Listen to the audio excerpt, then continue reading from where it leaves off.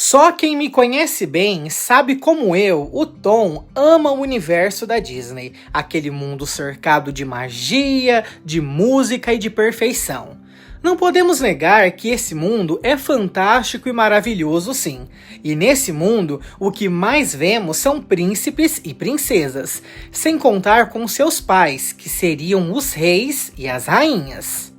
A questão é que esse mundo da Disney soube projetar uma forma de enxergar essa população que viveu na era medieval de uma forma bem diferente do que eles realmente foram.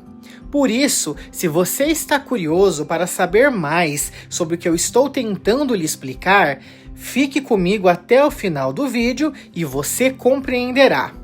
Ah, mas não se esqueça, você já sabe o que deve fazer. Deixe o seu like para me ajudar e ajudar o canal, se inscreva se você ainda não for inscrito, e agora sim, vamos para o vídeo, falar sobre a Era Medieval.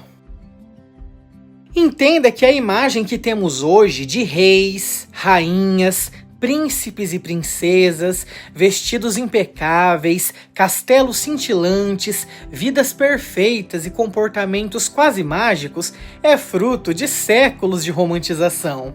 A literatura cavalheiresca, os contos de fadas europeus e mais recentemente os filmes infantis transformaram figuras históricas como reis em personagens idealizados. Porém, a realidade da Idade Média era muito diferente, pois era mais dura, mais complexa, mais política e humana do que geralmente imaginamos. Então eu venho lhe fazer a primeira pergunta desse vídeo. Como realmente eram os reis e as rainhas? E agora eu venho lhe dar a resposta. Os reis e as rainhas medievais eram, antes de tudo, governantes políticos. As suas vidas giravam em torno de administrar territórios, cobrar impostos, manter alianças e lidar com constantes ameaças internas e externas. Eles não viviam em um estado eterno de luxo. Embora possuíssem mais conforto do que o povo comum, ainda assim eles enfrentavam as doenças, as guerras, a instabilidade e até as conspirações dentro das suas próprias famílias. E quais seriam as funções principais de um rei ou uma rainha na Idade Média? As suas funções seriam as de proteger o reino militarmente, liderando ou financiando os exércitos. Também deveriam administrar a justiça, decidindo as disputas entre os nobres, gerir os impostos e economia, garantindo os recursos para o reino, manter alianças por meio de casamentos arranjados, acordos políticos e tratados, controlar a nobreza que possuía grande poder e podia se rebelar. Outro detalhe é que rainhas, ao contrário do que muitos imaginam, não tinham apenas funções decorativas. Elas atuavam como conselheiras políticas, sim. Elas administravam as terras que lhes pertenciam. Elas serviam de figura diplomática, frequentemente governavam na ausência do rei. Eram responsáveis por garantir herdeiros, algo que poderia definir a estabilidade de uma dinastia inteira. Saiba que algumas rainhas, como Leonor da Aquitânia, Catarina de Aragão e Isabel de Castela, foram poderosas, influentes e às vezes mais respeitadas politicamente do que os seus próprios reis. A segunda pergunta agora que eu venho lhe fazer é: como realmente eram os príncipes e as princesas? E agora eu lhe dou a resposta. A vida de um príncipe ou princesa estava longe de ser uma fantasia. Desde cedo, eles eram preparados para papéis bem específicos. Vou começar falando então dos príncipes. Saiba que os príncipes aprendiam combate, equitação, táticas militares e política. Eram ensinados a administrar terras, eram educados para liderar e eventualmente ir à guerra. A maioria vivia sob grande pressão, pois um erro poderia arruinar uma aliança ou custar vidas. Agora falarei das princesas. Elas recebiam educação diplomática, religiosa e cultural. Eram preparadas para casamentos estratégicos que selavam alianças entre reinos. Muitas eram enviadas para terras desconhecidas na adolescência, sem retorno para suas famílias. Tinham pouca liberdade pessoal e eram tratadas como elementos essenciais da política internacional. O destino de ambos era quase sempre decidido antes mesmo de nascerem. Então, como realmente era a vida lá na Idade Média, pessoal?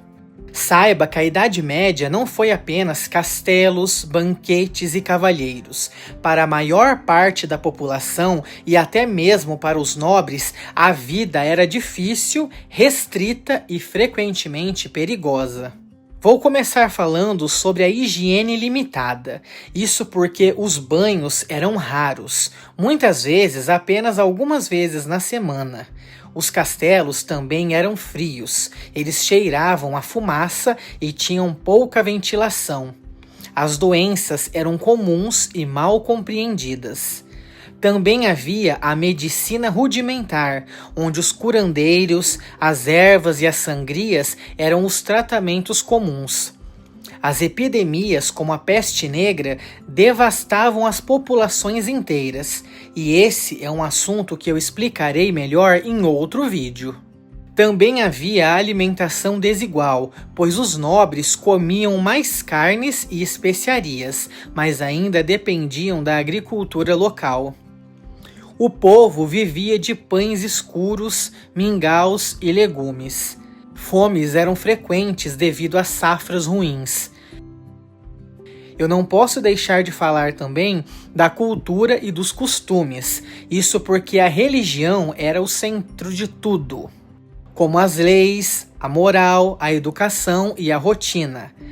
As festividades religiosas marcavam o ano. A arte e a música eram ligadas à igreja. A vida social ocorria em feiras, tabernas e celebrações comunitárias.